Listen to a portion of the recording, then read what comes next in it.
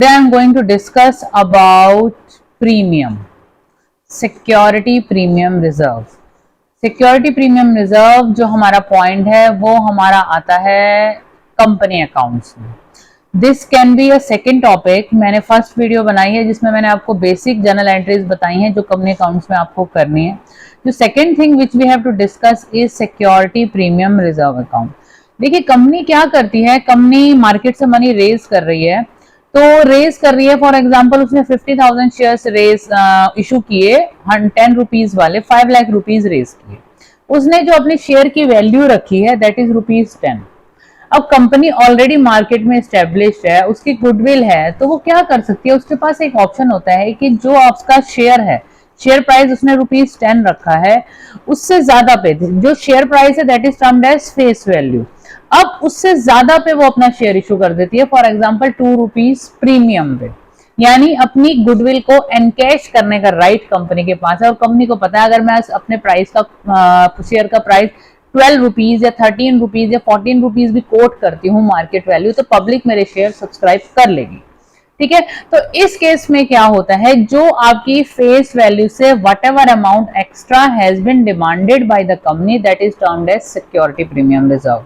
अब कुछ भी एक्स्ट्रा मनी अगर हम मंगा रहे हैं तो हमें बुक्स ऑफ अकाउंट्स में उसकी एंट्री दिखानी है. एंट्री कैसे दिखानी है वो भी मैं अभी डिस्कस करने वाली हूं.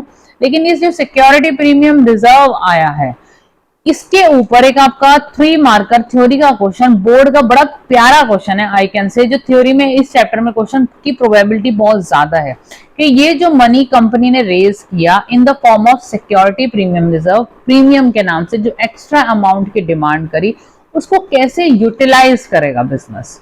बाकी पैसा तो कैपिटल में ट्रांसफर हुआ, बिजनेस में इन्फ्यूज कर दिया, लेकिन ये जो सिक्योरिटी प्रीमियम रिजर्व के नाम से जो मनी आता है देयर आर सर्टेन पैरामीटर्स. और ये आपके पास थ्योरी में क्वेश्चंस आते हैं कि इस मनी को अगर कंपनी को यूटिलाइज करना है, section 52 sub section 2 of the companies act 2013 में ये गिवन है.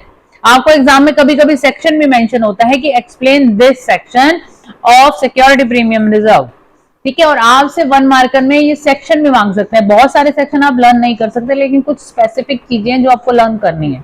तो section 52 subsection 2 of companies act 2013, how to utilise the amount of security premium reserve. पहली चीज, जो भी आप सिक्योरिटी प्रीमियम रिजर्व से पैसा कॉल कर रहे हैं, that amount can be used to write off preliminary expenses. जो बिजनेस के इनकॉर्पोरेशन से पहले जितने भी एक्सपेंडिचर हुए उनको राइट ऑफ करने के लिए that money can be used. पहला पॉइंट आपने ये लिखना है. सेकेंड पॉइंट जो आपका होता है फॉर राइटिंग ऑफ एक्सपेंसेस जो आपके इशू के टाइम पे हो रहे हैं, या कमीशन अब अगर आप पे कर रहे हैं, या discount allowed on issue of shares और डिबेंचर्स ऑफ द कंपनी. अगर आपने कोई डिस्काउंट अलाउ किया है तो उसको राइट ऑफ करने के लिए सिक्योरिटी प्रीमियम रिजर्व में जो पैसा है आप यूटिलाइज कर सकते हैं. ये जो ऑर्डर मैं बता रही हूँ ये इसी ऑर्डर में ही आपको लर्न करना है, और इसी ऑर्डर में ही कंपनी अपना फॉलो कर सकती है गाइडलाइन. ये कंपनी लॉ की, कंपनी अकाउंट्स की गाइडलाइंस है. पहला हुआ प्रिलिमिनरी एक्सपेंसेस वाला, सेकेंड आपके इशू एक्सपेंसेस, कमीशन और discount if given at the time of issue of shares और debenture the security premium reserve money can be utilized. जो थर्ड पॉइंट होता है for issuing fully paid bonus share. कभी कभी company क्या करती है, अपने सब्सक्राइबर्स को, अपने शेयर होल्डर्स को free of cost shares issue करती है. मान लीजिए किसी के पास 10 शेयर है, उसको 2 शेयर फ्री में दे दिए. शेयर कैपिटल तो बढ़ गई, मनी कहां से आएगा, दैट मनी, क्योंकि पब्लिक ने तो पैसा दिया नहीं और बोनस शेयर तो फ्री ऑफ कॉस्ट दिए जा रहे हैं. फ्री ऑफ कॉस्ट दिए जा रहे हैं तो मनी कहां से आप रेज करेंगे, मनी जो है सिक्योरिटी प्रीमियम रिजर्व से यूटिलाइज होगा, यहां से ट्रांसफर होकर शेयर कैपिटल को इंक्रीज किया जाएगा. थर्ड पॉइंट हुआ बोनस शेयर्स वाला. फोर्थ पॉइंट क्या होता है, कभी कभी जो कंपनी होती है अगर प्रेफरेंस शेयर्स हैं या डिबेंचर्स हैं, इन दो केस में, इनके अंदर, दोनों के अंदर प्रेफरेंस शेयर्स में और डिबेंचर्स में एक टाइम पीरियड होता है कि जब हम मनी रेज कर रहे हैं 5 साल या 10 साल के अंदर मनी हम रीपे करेंगे. तो कभी कभी जब हम रीपेमेंट करते हैं तो हमें फेस वैल्यू रीपे करनी होती है, जो भी हमारे शेयर की फेस वैल्यू है या डिबेंचर्स की फेस वैल्यू है. लेकिन समटाइम्स कंपनी क्या करती है कि विद प्रीमियम रिडीम करती है, यानी premium on redemption of debenture, कि जब भी ये शेयर्स रिडीम होंगे मतलब कि रीपे होंगे प्रेफरेंस शेयर, और जब भी ये डिबेंचर्स रीपे होंगे at that time company will give premium at the time of redemption, at the time of repayment of preference shares value to the shareholders. तो अगर सिक्योरिटी प्रीमियम रिजर्व में पैसा पड़ा है तो वहां से यूटिलाइज किया जा सकता है। लास्ट पॉइंट होता है for buyback of its own shares from the market. कभी कभी कंपनी अपनी शेयर कैपिटल को रिड्यूस करने के लिए अपने ही शेयर्स मार्केट से वापस बायबैक कर दी है, तो पेमेंट तो करनी है ना। At that time company can utilize its security premium reserve। तो ये जो मैंने 5 पॉइंट डिस्कस किए हैं, मैं कहूंगी this is the most important point. इसी ऑर्डर में आपको लिखने हैं। ये आपकी बुक में थ्योरी गिवन है, पर मैंने बहुत स्टूडेंट्स को देखा है ये काफी बार बताने के बावजूद भी वो पढ़ के नहीं जाते हैं या ऑर्डर गड़बड़ करते हैं। ऑर्डर भी गड़बड़ नहीं करना है क्योंकि that is a sequence and in sequence you have to learn. ये तो हुआ सिक्योरिटी प्रीमियम रिजर्व का यूटिलाइजेशन। अब जर्नल एंट्रीज क्या होती है?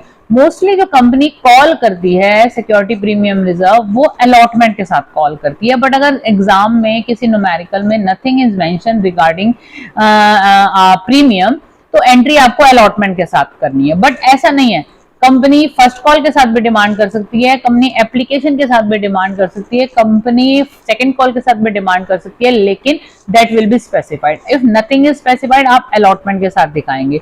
और कई बार तो मेंशन ही होता है अलॉटमेंट में इतना आपका प्रीमियम है और इतनी आपकी अलॉटमेंट है, वो आपको चेक करना है।